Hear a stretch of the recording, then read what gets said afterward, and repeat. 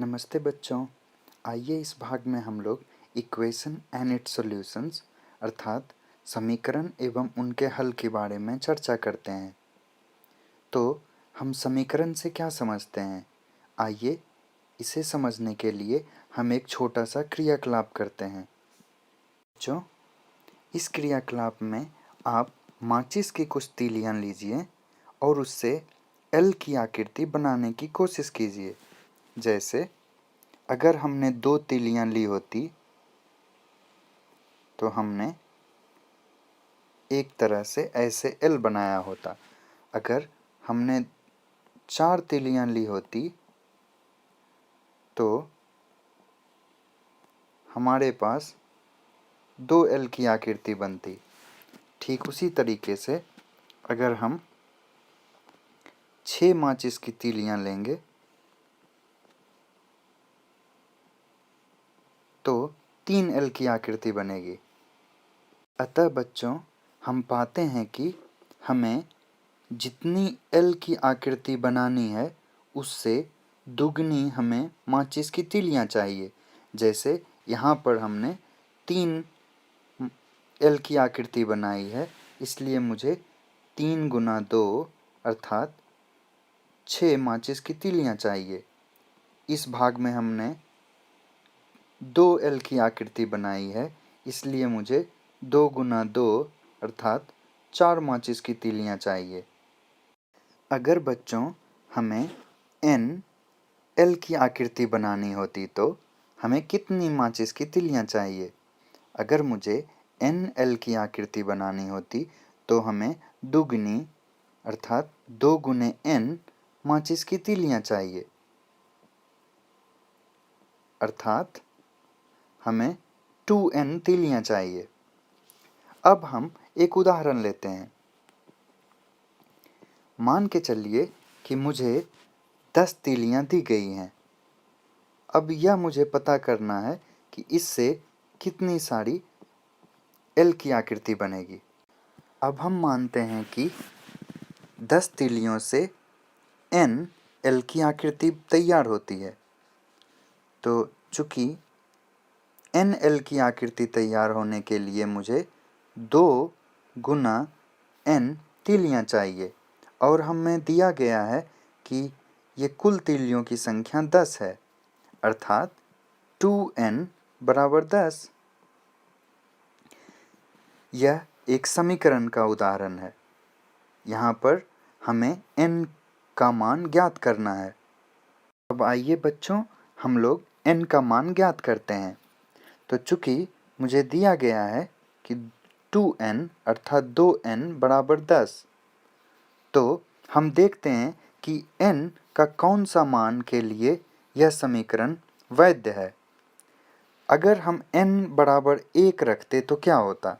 हम देखते हैं कि n बराबर 1 रखने पर जो बाईं छोर है वह मुझे 2 गुना 1 बराबर 2 देगी, जबकि दाईं ओर 10 है।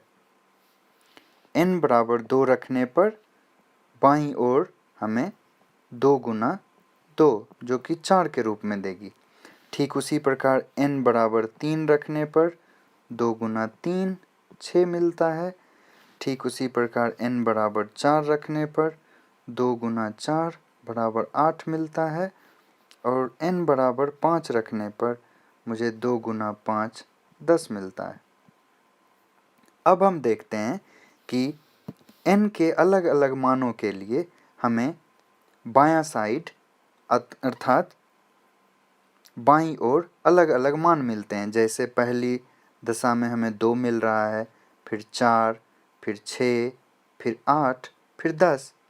लेकिन हम देखते हैं कि n बराबर 5 के लिए बाईं ओर और दाईं ओर बराबर है, क्योंकि यहाँ पर भी हमें 10 प्राप्त हो रहा है और दायां साइड भी 10 है। अर्थात n बराबर 5 ही इस समीकरण अर्थात 2n बराबर 10 का उत्तर है। हम देखते हैं कि बाईं ओर 2 गुने 5 बराबर 10 है और दाईं ओर भी 10 है। जो कि दोनों मान बराबर हैं, अर्थात इस समीकरण का हल n बराबर 5 है। बच्चों, अगर हमें समीकरण को परिभाषित करना होता तो हम इस प्रकार से परिभाषित करेंगे। समीकरण चर पर एक प्रतिबंध होता है जो चर के केवल एक मान के लिए ही संतुष्ट होती है। हम अगर पिछले उदाहरण लें तो 2n बराबर 10 एक समीकरण है, क्योंकि यहाँ पर चर n है और यह n बराबर 5 के लिए ही संतुष्ट होता है। n का कोई और मान के लिए, जैसे अगर n बराबर हम 2 रखते या 3 रखते या 6 रखते या कोई भी 5 के सिवा कोई भी मान रखते, तो उसके लिए 2n बराबर 10 वैध नहीं है। अतः यह एक समीकरण है। आइए बच्चों, अब हम लोग कुछ समीकरण का उदाहरण लेते हैं। तो x जोड़ 20 बराबर 70। हम जानना चाहते हैं कि यह एक समीकरण है या नहीं।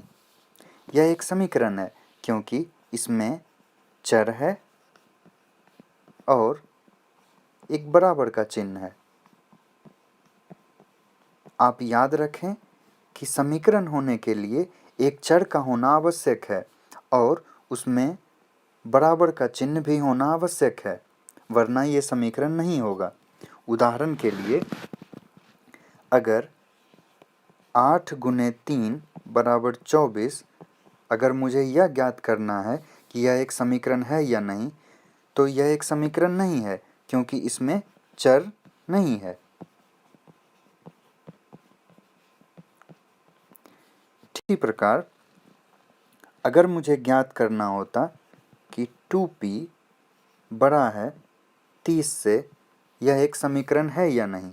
यह एक समीकरण नहीं है, क्योंकि इसमें तो हम देख सकते हैं चर तो है, लेकिन यहाँ पर बराबर का चिन्ह नहीं है, अर्थात यह समीकरण नहीं है। बच्चों, मैं आपको कुछ गृह कार्य देता हूँ। आपको पता लगाना है कि दिए हुए समीकरण हैं या नहीं। तो पहला मेरा प्रश्न है 20b बराबर 80। इसमें आपको यह पता लगाना है कि इसमें चर कौन सा है, और अगर इसमें चर की मौजूदगी है तो यह समीकरण है या नहीं। फिर y बटा 8 बड़ा है 50 से। इसमें आपको पता लगाना है कि चर कौन सा है और यह एक समीकरण है या नहीं। फिर 10 गुना 5 बराबर 50। आपको पता लगाना है कि यह एक समीकरण है या नहीं। अतः बच्चों, इस भाग में आपने समीकरणों के बारे में जाना। मैं आशा करता हूँ कि यह भाग आपको बहुत पसंद आया होगा। आप अपने प्रश्न एवं सुझाव हमें ईमेल कर सकते हैं। तब तक के लिए धन्यवाद। फिर मिलेंगे अगली कड़ी में।